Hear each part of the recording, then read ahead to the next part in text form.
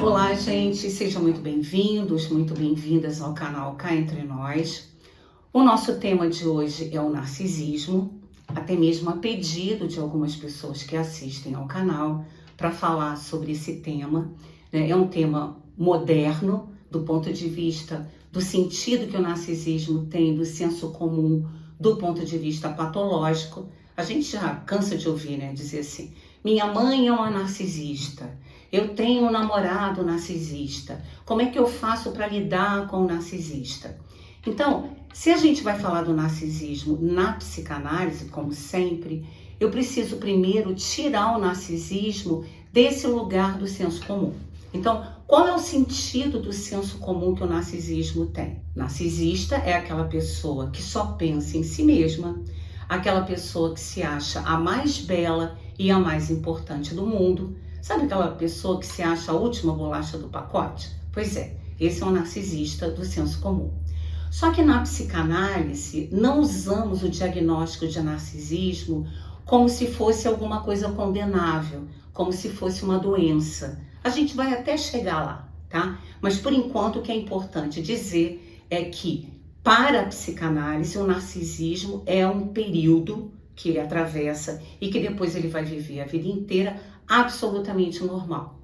Claro, Freud cunhou o termo narcisismo porque ele era a pessoa mais conhecida e respeitável, mas ele não foi o criador dessa expressão narcisismo. Os seus contemporâneos, né, já utilizavam o narcisismo para tratar das perversões sexuais. E então, Freud vai dizer que o narcisismo acontece com todo ser humano e que não tem o peso acusatório de denúncia sobre o sujeito, porque é algo que qualquer ser humano vai experimentar. Bom, então a gente precisa entender o seguinte, narcisismo vem de narciso.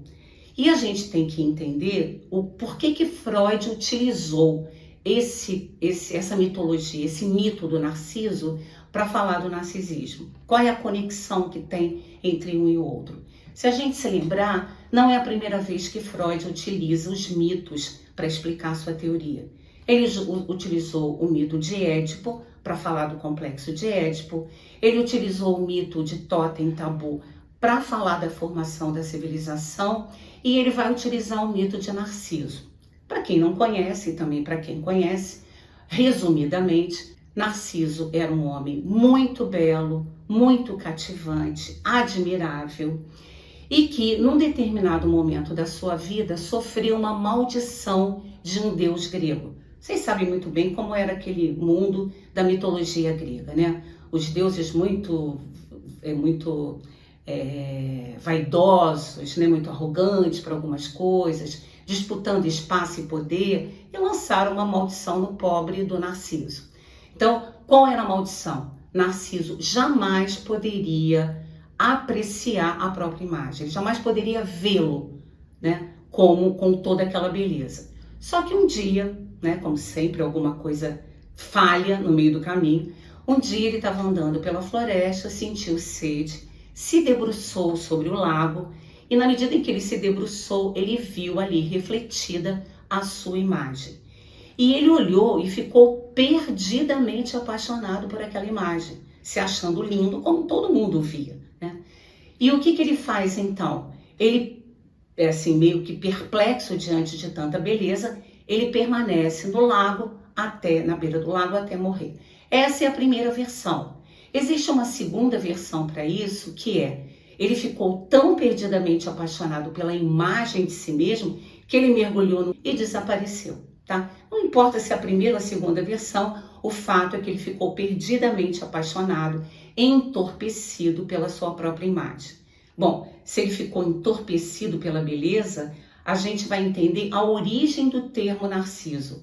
Narciso vem de narquê, do grego, que significa, que está ligado a narcótico, que é o quê? Você fica entorpecido por alguma coisa, por isso que a gente entende o narcisismo como alguma coisa em que Você se entorpece sempre pela própria imagem. Vocês devem conhecer uma música do Caetano Veloso, em que ele fala um trechinho disso, né? Quando ele diz, é que Narciso acha feio o que não é espelho.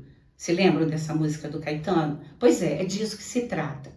Bom, então, se a gente vai falar da psicanálise, a gente busca novamente o nosso mestre, Freud, que escreveu em 1914 um texto muito importante chamado Sobre o Narcisismo, uma introdução. E lá ele vai dizer que existe um investimento de libido, que é uma energia, né? Freud falava claramente que libido era uma energia sexual. Mas a gente pode, né, avançar um pouco mais na psicanálise, falando que libido é uma energia, né? É uma energia psíquica. E também para falar da constituição do sujeito. Então, para que o sujeito se constitua como tal, ele tem que atravessar essa experiência do narcisismo. Então, se a gente está entendendo que amar a si mesmo, né, é uma forma de narcisismo, é uma característica do narcisismo, qual é o problema disso? Qual é o problema de amar a si mesmo? De se sentir belo, de se sentir importante? Nós vamos ver qual é o limite disso que Freud descreve nesse texto. Então ele vai falar de 3 fases do narcisismo. A primeira delas é o narcisismo primário, que é a primeira experiência do sujeito com o próprio corpo. É considerada inclusive uma fase autoerótica, em que o sujeito se apaixona por si mesmo, né? Que ele toma o seu próprio corpo como sendo fonte e objeto da libido. Fonte por quê? Porque quando a gente fala de investimento de libido, a gente está falando da origem, que é a fonte, aquele que vai investir, e o objeto onde ele deposita esse investimento, no qual ele investe. Quando se trata do narcisismo, é tudo num lugar só. Então, a fonte, a origem, né, do investimento e o objeto é ele mesmo. Então, o narcisismo primário é aquela fase da criança, né? A gente lembra muito bem daquele bebê que chega ao mundo, né? Completamente desamparado e que durante muito tempo ele acha que o corpo dele e o corpo da mãe é um só. Ele não consegue diferenciar o corpo dele com o mundo externo, e a primeira coisa, o primeiro objeto do mundo externo importante para ele é a mãe. Então ele entende que ele e a mãe e o mundo externo são uma coisa só. Então é só uma extensão do próprio corpo. Então para ele é como se existissem coisas mágicas. Ele deseja algo e é imediatamente atendido. Ele sente fome, ele tem o peito da mãe. Ele sente frio, a mãe o acolhe, né? Então assim, essa coisa mágica dele e um só no mundo, ali é como se não tivesse um eu. Não existe o eu, porque para ter o eu tem que ter o outro. E como a percepção dele não existir um outro, é justamente essa fase do narcisismo primário, quando não tem o eu. Depois ele vai passar para uma fase chamada fase objetal, em que ele para de investir em si mesmo e ele vai começar a investir em objetos externos. Então aí começa a aparecer alguma coisa do eu, porque se ele está investindo em objeto externo, começa a se perceber também como um ser diferenciado do mundo. Então, ele vai investir libido no objeto externo e depois ele vai passar por aquilo que Freud chamou de narcisismo secundário, que é chamado por Freud como narcisismo do eu. Então, aí o que a gente tem é que se há o eu e o outro, o mundo externo, num determinado momento, não vai atender a tudo aquilo que ele precisa. Então, o que ele faz? Ele vai, então, faz um novo investimento em si mesmo. Ô, gente, é como se fosse uma dança. Há uma experiência de investimento na sua satisfação, há um investimento no objeto externo, onde você troca com esse objeto externo essa satisfação, há um investimento no outro e há, no narcisismo secundário, um retorno a essa experiência de investimento no próprio eu. Então, a gente percebe ali uma certa dualidade. Investe no mundo externo e também retorna o investimento para ele. Bom, Quando a gente fala de narcisismo, o que se trata, na verdade, a gente precisa até corrigir isso, que não é um amor por si mesmo, por alguma coisa real, mas é um amor por uma imagem que faço de mim mesma. É essa imagem que eu entendo como narcisista. Uma imagem é alguma coisa fixa, é alguma coisa da fantasia, é algo imaginário, né? E essa ideia é sempre idealizada, é lógico, né? Se ela não é real, existe. Então existe uma representação que a gente quer mostrar ao outro para ser admirado. Então, gente, o que a gente mostra não é a realidade para o outro. O que a gente mostra é o nosso melhor lado. A gente não vai querer mostrar algo que não seja admirável. Então, isso tudo, essa experiência do bebê que a gente está falando, vai chegar também na vida adulta. Agora, existem duas coisas tão importantes derivadas do narcisismo que nós chamamos de ferida narcísica. Eu já falei um pouquinho sobre isso em outro vídeo. E também o narcisismo dos pais renascido nos filhos. É interessante porque isso tem tanto a ver com o narcisismo e os desdobramentos da nossa vida pessoal, da nossa vida amorosa, da nossa vida no trabalho, da nossa vida com os amigos, na família. Então, vamos perceber o seguinte, o que é uma ferida narcísica? Para isso, a gente tem que voltar lá no bebê. Sua Majestade o bebê, aquela figura que chega no mundo, né, absolutamente amada e desejada, só que a Sua Majestade o bebê, num determinado momento, é destronado e compreende que não é o centro do mundo, que ela não tem uma posição tão privilegiada como estava na cabeça dele.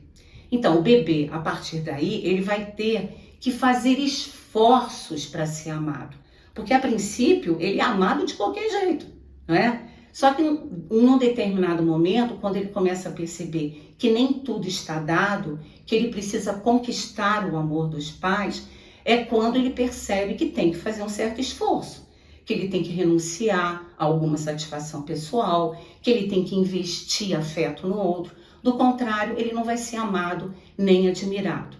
Só que a gente também aprende que determinadas pessoas não entendem esse processo e fazem investimento apenas em si mesmo, né? Não reconhecem, por exemplo, que magoaram uma pessoa, não reconhecem que não estão cuidando daquele afeto, seja com quem for, né? Na maioria das vezes imputa ao outro a culpa por algum fracasso desse vínculo. Então, assim, é alguém que não aprendeu essa dança de investir em si e investir no outro. E isso cria uma ferida. É como se o ego dessa pessoa fosse atacada. O ego fosse atacado, claro. Então, a gente percebe aí a formação de uma ferida narcísica toda vez que o ego não é admirado como aquele sujeito esperava. E aí a gente vai ver que é uma ideia, né, que eu contei para vocês em outro vídeo, quando eu falei das 3 feridas narcísicas da humanidade. A primeira quem imprimiu foi Copérnico, né, quando tirou da cabeça da humanidade que a Terra era o centro do universo, que a visão correta não era geocêntrica, mas sim a heliocêntrica. Foi a primeira ferida narcísica em que o ego da humanidade se sentiu atacado. A segunda foi Darwin, também quando tirou o homem no centro da Terra, né, como o animal mais importante.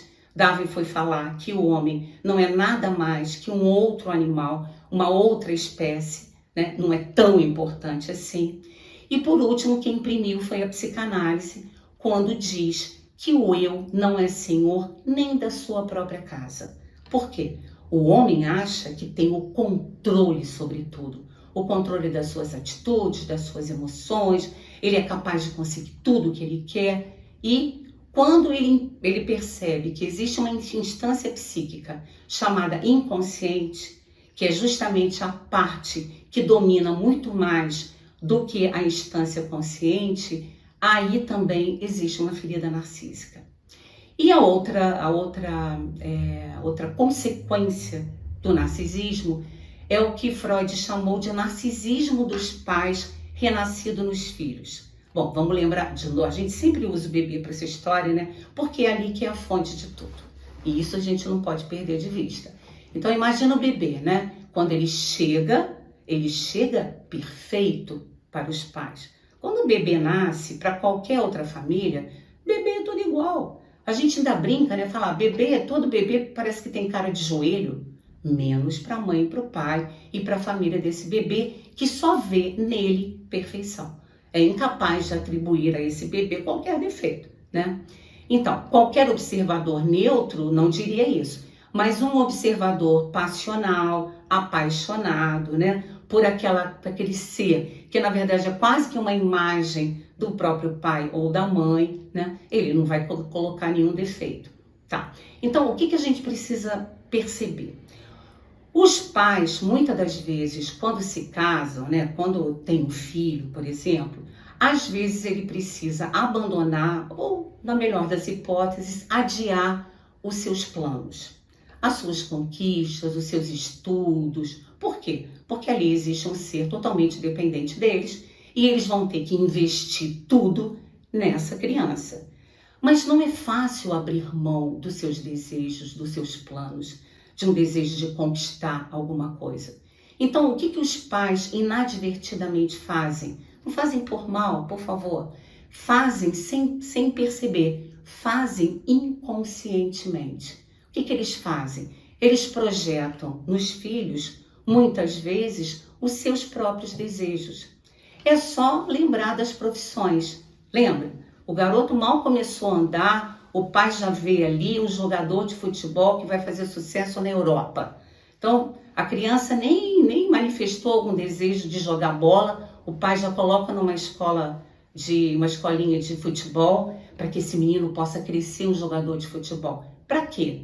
Porque esse pai, provavelmente, em algum momento da vida, decidiu que gostaria de ser um jogador de futebol, mas por algum motivo não pôde, ou por não ter talento mesmo, né? Ou por a vida ter colocado muitos obstáculos no caminho. Uma mãe que sempre quis ser médica e desde pequena já começa a pagar as melhores escolas, os melhores cursinhos pré-vestibulares, para que essa filha um dia se torne aquilo que ela não pôde ser, né? E isso é tão sério, né? Existe uma expectativa narcísica tão profunda quando se fala da escolha das profissões, que é como se tivesse uma dívida nos filhos que eles precisassem pagar. Então, os filhos têm duas saídas. Ou eles aceitam, né, quase que essa profecia, né, assim, meio que imposta dos pais, para ter o amor deles, para ter a admiração deles, ou então seguem o próprio desejo, mas correm o risco de desapontar os pais. Tá vendo como o narcisismo tem ramificações, né? Tem uma capilaridade na vida de todos da família? E ninguém faz isso para ferrar ninguém. É muito comum a psicanálise ser atacada por culpar os pais por tudo. Não, por favor, não se trata de culpa. O que se trata é que a gente tenha a possibilidade de enxergar isso. Enxergar como é que as coisas se processam. E a seriedade de quando a gente resolve interferir no desejo do outro. A gente precisa saber com isso também, tá? Bom, nós não conseguimos nos separar do narcisismo. Falamos de nós o tempo todo. Sabe quando a gente está num grupo de amigos e que a gente não vê a hora do colega, né, do amigo, parar de falar para que a gente possa falar da gente? Pois é, esse é um narcisismo nosso. A gente quer falar também. A gente quer se expressar, quer ser admirado, quer ser amado, tá? Bom, e aí a gente pode falar de algumas coisas narcísicas também da contemporaneidade. Gente, que coisa mais narcísica do que as selfies, né? As pessoas em qualquer lugar já pegam o celular, aponta, ajeita o cabelo, passa um batom e se sente maravilhosa, né? E depois posta no Instagram, que também é uma outra forma narcísica, né? De mostrar para o mundo o quanto estamos belos e quanto estamos felizes. Não importa se estamos endividados, não importa se estamos doentes, se não temos dinheiro para viajar, a gente forja coisas para passar para o outro, não a gente como ser exatamente, que falha, que é feio, que é bonito também, né? Que é agradável, mas também é arrogante. Não, a gente quer passar para o outro a melhor imagem de si mesmo. Uma imagem física, uma imagem das suas conquistas, uma imagem que não mostra os insucessos. E aí, gente, não tem outro jeito, né? Se isso tudo é forjado, isso tudo é imaginário, isso não é real. Mas o que a gente não pode negar que é narcísico. Agora, a gente pode falar dos problemas do narcisismo. Quais são os problemas do narcisismo? Será que tem problema? Tem. Mas não tem por ter narcisismo. Não tem por ser narcisista. Tem dependendo do grau de investimento que o sujeito faz em si mesmo. Freud falou certa vez uma coisa tão legal sobre a diferença entre o normal e o patológico, que ele disse que não é de espécie, não é se há normalidade ou patologia, né? O que existe é uma gradação. Imagina uma régua de 0 a 100, né? Então, você pode ser 0,5 narcísico, como você pode ser 100. Então, dependendo do grau de investimento, a gente chega a um modo patológico do narcisismo. Então, vamos pensar numa situação, por exemplo, eu posso ir à academia, né, e praticar atividade física para quê? Para cuidar da minha saúde, para ficar bonita também, por que não? Não há nenhum problema nisso. Mas eu também posso ir à academia, praticar atividade física, para que admirem a imagem que eu tenho de mim mesma. Então, se a gente pensar nessa gradação da régua, a gente teria aí, vou cuidar da minha saúde, quero ficar bonita, 0,5. Bom, eu vou à academia apenas para expor para o outro a minha imagem, para que eles me admirem. Tá, a gente sobe um pouquinho esse narcisismo lá até o 20, vamos colocar assim. Agora, quando é que realmente começa a ser patológico? Não é que tem um número para isso, viu, gente? Não tem como medir. A gente fala isso de forma aproximada. Agora, imagine uma pessoa que vai para a academia fazer atividade física e a única intenção que ele tem ali, além de fazer o outro admirar a própria imagem, é, por exemplo, estar lá para persuadir as pessoas a garantirem a ele a sua satisfação. Então, através de manipulação, através de uma sedução, depois, né, começa a lesar determinado. Vamos supor que ele encontre uma menina na academia, que ele conquiste, que ele seduza, que ele mostre que ele é maravilhoso, e depois, quando ele já tem em mãos, ele começa a manipular, né, a proibir que ela saia para poder fazer companhia para ele, não aceitar que ela esteja mais bonita do que ele quer ficar mais bonito do que ela. E aí a coisa começa a crescer, entrando no que a gente chama de narcisismo patológico, ok? Bom, como é que a gente faz com isso? O que a gente faz para viver melhor diante disso tudo? Bom, eu acho que só tem uma forma de responder.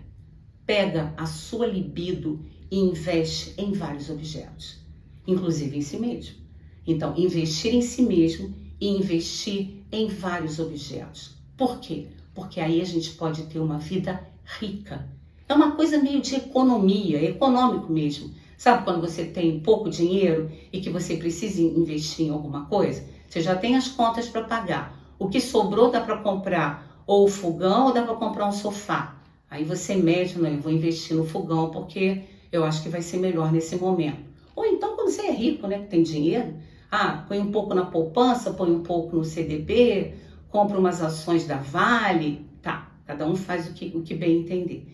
Então, esse investimento de libido no próprio eu e o investimento de libido em objetos, de uma forma equilibrada, faz com que a gente encontre satisfação pessoal, porque é importante ter, né? E a gente às vezes vive uma fase mais narcísica do que outra, mas é importante que a gente invista em outros objetos para fazer laço social, porque a gente não vive sozinho, a gente não é uma ilha.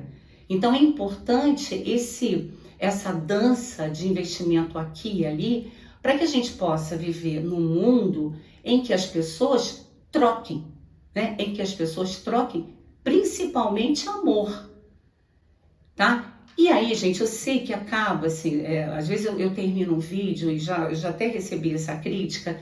Eu imaginei que você fosse se aprofundar mais. E como eu imagino que isso vai acontecer, eu quero dizer o seguinte: eu não vou embarcar de falar em narcisismo patológico, porque não é a minha ideia e nem é o meu saber. O meu saber está vinculado à psicanálise e eu sei que existe um narcisismo adoecido que faz mal demais para aquelas pessoas que convivem com ele. Agora, qual é a preocupação da psicanálise? A preocupação da psicanálise é tratar do sujeito que queira, evidentemente, para que ele não se relacione com pessoas narcisistas desse nível adoecido. Porque se vocês vão encontrar livros, artigos científicos, vídeos na internet que falam assim, né? Como conviver com uma mãe narcisista? O que fazer para você eliminar da sua vida o narcisista? Então, assim, tem receita para tudo. Eu não vou entrar nessa seara, eu deixo para quem gosta de falar sobre isso, até porque existem muitos saberes médicos, inclusive, da psicologia cognitivo-comportamental. A psicanálise, ela trata o narcisismo como uma etapa importante na vida de todo mundo, como algo absolutamente normal. Ok? Então é isso que eu tenho para trazer para vocês hoje. Espero que tenham gostado. Se tiverem alguma dúvida e quiserem comentar, eu estou à disposição. Ok? Então, até a próxima, até o próximo vídeo.